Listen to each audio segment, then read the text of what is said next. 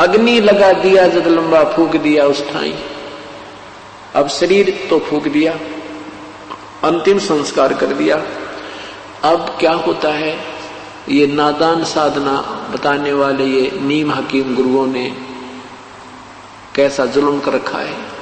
कहते हैं वेद बांध फिर वो पंडित आए, पीछे गरुड़ पढ़ाई, ये गरुड़ पुराण लेकर के, और गुरुजी आते हैं, वो कहते हैं भाई 7 दिन गरुड़ पुराण की कथा करनी पड़ेगी तुम्हारे घर पे। परमात्मा कहते हैं कि देखो गरुड़ पुराण अब पाठ करने से कोई लाभ नहीं है।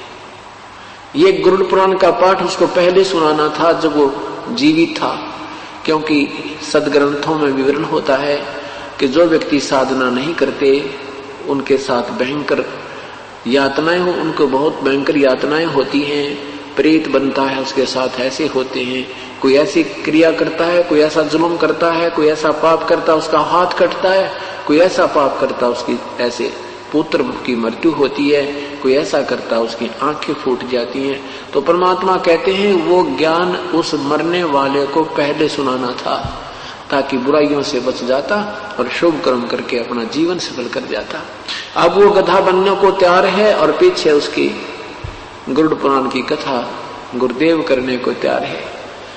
इस तरह की ड्रामेबाजी ने, इस तरह के नीम हकीमों ने ये भक्ति का विनाश कर डाला और मनुष्य जीवन को इन्होंने बर्बाद करवा दिया।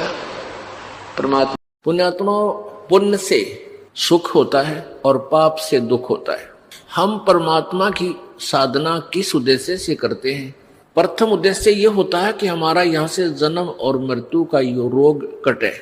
जब तक हमें ये मालूम नहीं था कि जन्म और मृत्यु समाप्त भी हो सकती है, तब तक हमारा उद्देश्य था कि हम स्वर्ग चले जाएं। दूसरा उद्देश्य ये था कि हे भगवान हमारा परिवार सुखी रहे।